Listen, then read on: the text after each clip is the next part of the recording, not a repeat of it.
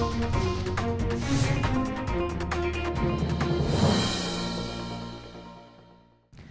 apa kabar pemirsa? Kita berjumpa dalam Warta Parlemen, informasi aktual seputar parlemen. Bersama saya Ratna Absari.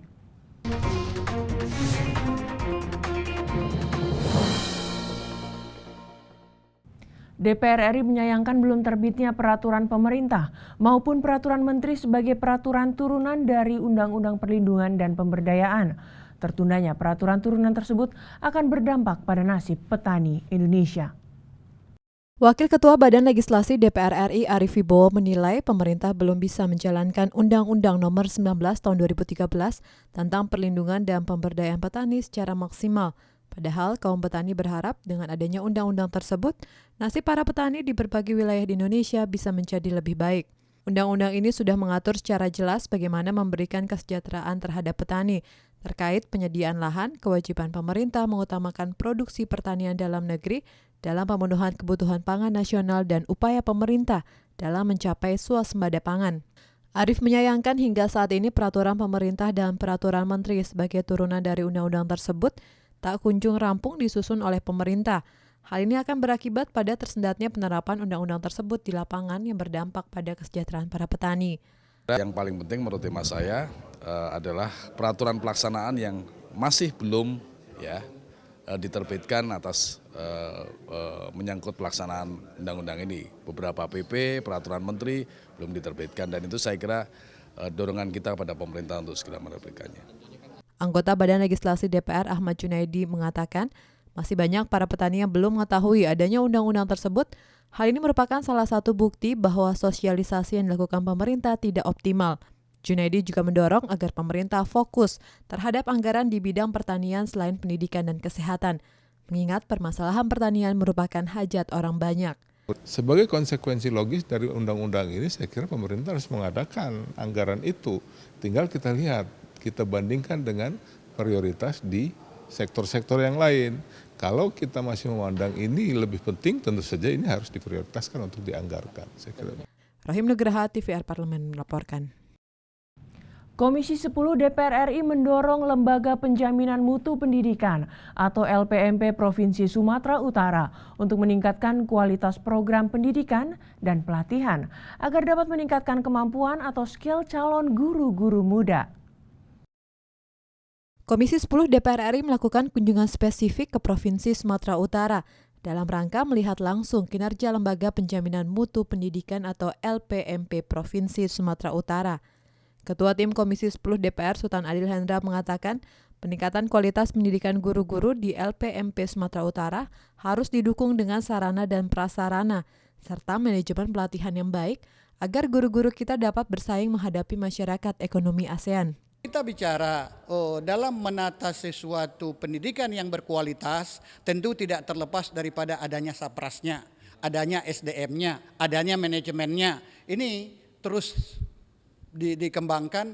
Saya yakin mudah-mudahan mutu pendidikan kita terutama yang mempunyai skill keterampilan akan bertambah dan anak-anak kita ke depan tidak akan merasa ragu bersaing dengan tetangga-tetangga kita yang saat ini kita sudah merasa di masyarakat ekonomi ASEAN.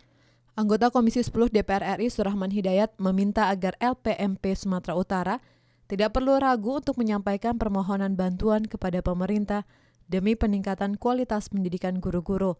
Surahman menambahkan, Komisi 10 akan terus memperjuangkan peningkatan anggaran untuk pendidikan, terutama yang berkaitan dengan soft skill seperti LPMP Sumatera Utara ini.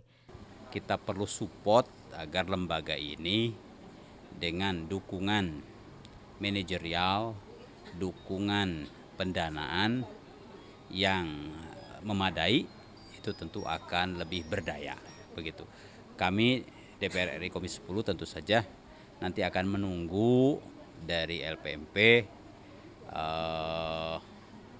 laporan dan data yang lebih faktual mengenai kendala dan keperluan apa dalam rangka mengupgrade kinerjanya. Dari Provinsi Sumatera Utara, Nur Fuad, TVR Parlemen melaporkan. Komisi 8 DPR RI menyepakati peraturan pemerintah pengganti undang-undang atau Perpu nomor 1 tahun 2016 tentang perlindungan anak untuk segera diundangkan. Keputusan ini diambil saat rapat kerja antara Komisi 8 dengan Menteri Sosial, Menteri Pemberdayaan Perempuan dan Perlindungan Anak, Kementerian Hukum dan HAM, Kementerian Agama, dan Kementerian Kesehatan. Ketua Komisi 8 DPR RI Ali Taher mengatakan keputusan ini diambil untuk menindaklanjuti Perpu yang telah dikeluarkan oleh pemerintah karena Indonesia telah memasuki masa darurat kejahatan seksual.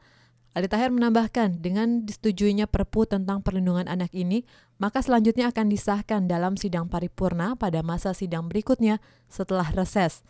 Antara harapan Perpu cepat, kemudian undang-undang ini kan segera dilakukan karena masih saja tingkat kejahatan terhadap anak itu terus berlangsung. Sementara belum ada kepastian hukum yang mengikat sehingga perlu ada percepatan di dalam pengambilan keputusan. Insya Allah tidak akan melanggar peraturan karena ini adalah sesuai dengan mekanisme di dalam peraturan tata tertib dan peraturan perundang-undangan. Pendapat yang sama disampaikan Wakil Ketua Komisi 8 DPR, Deding Ishak. Menurut Deding, Perpu tentang perlindungan anak ini merupakan hak subjektif Presiden, mengingat situasi dalam negeri sedang darurat kekerasan seksual. Terkait keberatan dari Ikatan Dokter Indonesia untuk menjadikan eksekutor hukuman undang-undang ini. Justru pemerintah harus mencari solusi bagaimana keberatannya di mana, kemudian bagaimana proses selanjutnya. Apakah badan mana yang tentu saja juga harus menggambarkan ada semacam titik temulah antara IDI dengan pemerintah. Dan IDI sendiri menyatakan secara tegas pula bahwa IDI bukan menolak Perpu. Dan Perpu ini bukan Perpu Kebiri, tapi Perpu Perlindungan Anak ya. Sementara itu, anggota Komisi 8 Ledia Hanifah Amalia mengatakan fraksinya tidak memberikan pendapat soal Perpu ini karena menurutnya ada kesalahan prosedural yang berpotensi menyalahi konstitusi. Menurut Ledia, sebaiknya pembahasan Perpu Perlindungan Anak ini ditunda pada masa sidang berikutnya agar tidak melanggar konstitusi. Dalam Undang-Undang Nomor 12 Tahun 2011 tentang pembentukan peraturan perundang-undangan di pasal 52 ayat 1 dinyatakan bahwa pemerintah mengajukan Perpu kepada DPR pada masa sidang berikutnya. Sementara Perpu ini ditandatangani tanggal 25 Mei 2016 dan diajukan kepada DPR pada bulan Juni. Kita tahu bahwa masa sidang DPR adalah pada tanggal 17 Mei sampai 28 Juli. Ini masa sidang masih berjalan, seharusnya bahkan diajukannya pada masa sidang selanjutnya. Oki dan Mario, TVR Parlemen melaporkan. Demikian Warta Parlemen kali ini, sampai jumpa pada Warta Parlemen berikutnya. Terima kasih atas perhatian Anda. Wassalam.